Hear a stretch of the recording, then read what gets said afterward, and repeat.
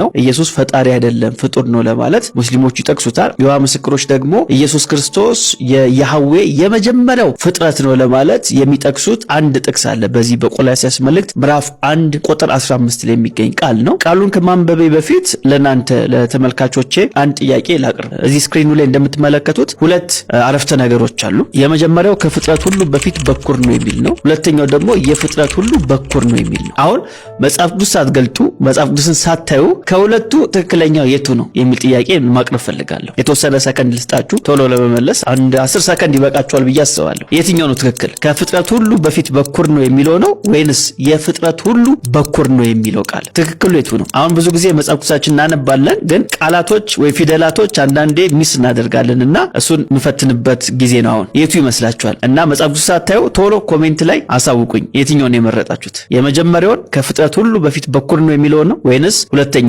የፍጥረት ሁሉ በኩር ነው የሚለውን ቃል? እስካሁን እንደመረጣችሁት መቼም ተስፋ አደርጋለሁ። የትኛው ነው? ያልመለሳችሁ ሰዎች ካላችሁ ቶሎ መልሱ። ከፍጥረት ሁሉ በፊት በኩር ነው ወይንስ ሁለተኛው የፍጥረት ሁሉ በኩር ነው የሚለው ነው?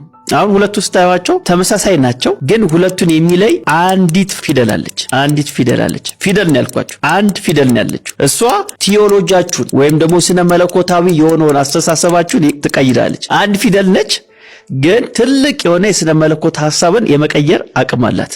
ስለዚህ ከፍጥረት ሁሉ በፊት በኩር ነው ወይንስ የፍጥረት ሁሉ በፊት በኩር ነው ነው ሐዋርያው ጳውሎስ ብሎ የነገረን ብለን ብንጠይቅ መልሱ የትኛው ነው? መልሱ ከፍጥረት ሁሉ በፊት በኩር ነው የሚለው ነው። ስለዚህ መልሱ የመጀመሪያው ነው ማለት ነው። ከፍጥረት ሁሉ በፊት በኩር ነው ነው እንጂ የሚለው የፍጥረት ሁሉ በኩር ነው አይልም። እናንብቦ ቆላስይስ ምዕራፍ 1 ቁጥር 15 እንደዚህ ይላል፣ እርሱም የማይታይ አምላክ ምሳሌ ነው፣ የሚታዩትና የማይታዩትም ዙፋናት ቢሆኑ ወይም ጌትነት ወይም አለቅነት ወይም ስልጣናት በሰማይና በምድር ያሉት ሁሉ በእርሱ ተፈጥሯልና ከፍጥረት ሁሉ በፊት በኩር ነው። ከምን ነው እንጂ የሚለው አይልም። አሁን ብዙ ጊዜ የዋ ምስክሮች የሚያታልሉት በዚህ ነው። የፍጥረት ሁሉ በፊት በኩር ነው እያሉ ይነግሩናል። ቃሉ ግን እንደዛ አይልም። የሚለው ምንድነው? ከፍጥረት ሁሉ በፊት በኩር ነው፣ ሁሉ በእርሱና ለእርሱ ተፈጥሯልና እርሱም ከሁሉ በፊት ነው፣ ሁሉም በእርሱ ተጋጥሟል ይለናል። ከቁጥር 15 እስከ 16 ድረስ ያሉትን ሐሳቦች ነው ያነበብኩላችሁ። ስለዚህ የቃል እውነት ኢየሱስ ክርስቶስ የመጀመሪያው ፍጥረት ነው።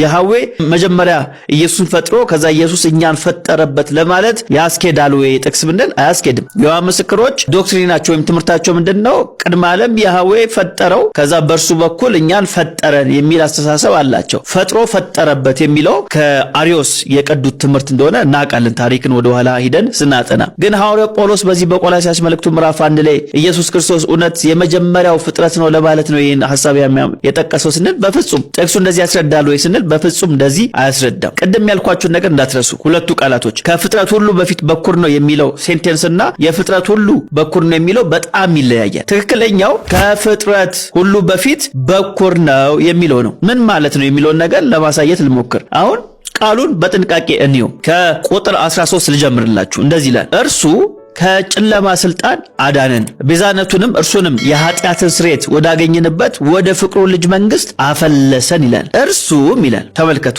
እርሱም ማነው?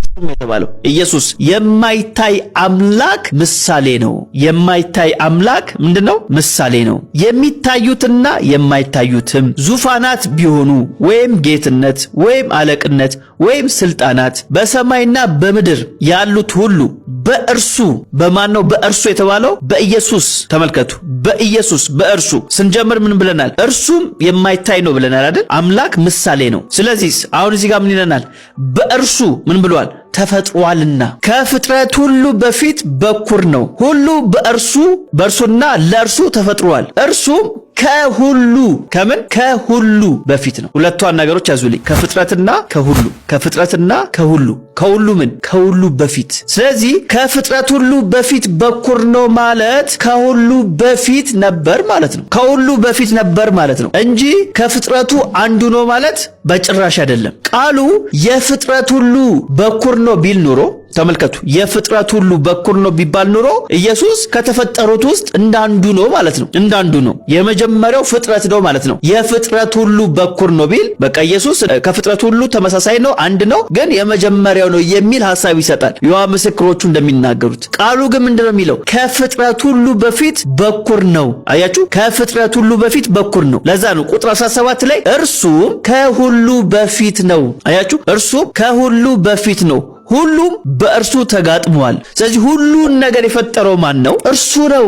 እርሱ ፈጣሪ ሆኖ እርሱ ፍጥረት ሊሆን አይችልም። በፍጥረትና በፈጣሪ መካከል ልዩነት አለ። እርሱ ፍጥረት ከሆነ ፈጣሪ ሊሆን አይችልም፣ በጭራሽ ሊሆን አይችልም። የዮሐንስ ወንጌል ምዕራፍ 1 ላይ እንደምናውቀው እንደዚህ የሚል ቃል እናገኛለን። ዮሐንስ ወንጌል 1:1 ላይ በመጀመሪያው ቃል ነበር፣ ቃልም በእግዚአብሔር ዘንድ ነበር፣ ቃልም እግዚአብሔር ነበር። ይህ በመጀመሪያው በእግዚአብሔር ዘንድ ነበር። ሁሉ በእርሱ ሆነ፣ ከሆነም አንዳች እንኳን ያለ እርሱ አልሆነም። በእርሱ ሕይወት ነበረች፣ ሕይወትም የሰው ብርሃን ነበረች ይለናል። አያችሁ፣ ስለዚህ ሁሉ በእርሱ ሆነ፣ ከሆነውም አንዳች እንኳን ያለ እርሱ አልሆነም። ስለዚህ ሁሉን ነገር ያስገኘ፣ ሁሉን ነገር የፈጠረ፣ ከሁሉ በፊት ደግሞ የነበረ ማን ነው? እርሱ ነው። ጌታችን ኢየሱስ ክርስቶስ ቃል እርሱ ነው፣ ከሁሉ በፊት የነበረው ማለት ነው። ስለዚህ ቆላስይስ መልእክት ምዕራፍ 1 ላይ እነሱ እንደሚሉት ወይም አንዳንድ ሙስሊሞች እንደሚጠቅሱት ኢየሱስ አንዱ ፍጥረት ነው ለማለት የሚጠቀስ ጥቅስ ሳይሆን ይልቁንም ኢየሱስ ክርስቶስ ከፍጥረት ሁሉ በፊት የነበረ መሆኑን የሚያሳይ ነው። ለምን ከተባለ እርሱ ከድንግል ማርያም ስጋን ይዞ ቢመጣም ሰው ቢሆንም እርሱ ግን አስቀድሞ ነበር፣ ቃል ነበር። ቃል ስጋን ምን አደረገ? የራሱ አደረገ፣ ስጋን ገንዘቡ አደረገ ማለት ነው። አሁን ኢየሱስ ሁለት ባህሪ እንዳለው እናውቃለን፣ አምላካዊ ባህሪና ሰዋዊ ባህሪ። ግን ስንት ፐርሰንት ነው? 1% ነው። ስለዚህ የ1% የምንለው እርሱ ዓለማትን ያስገኘ፣ ዓለማትን የፈጠረ፣ ከፍጥረት ሁሉ በፊት የነበረ ነው። ፍጥረትን ሁሉ ያስገኘ የፈጠረ ነው። ሁሉ በእርሱ ሆነለት ተብሎ የተነገረለት ነው እንጂ ኢየሱስ እንደኛ እንደ ፍጥረቱ አንዱ አይደለም።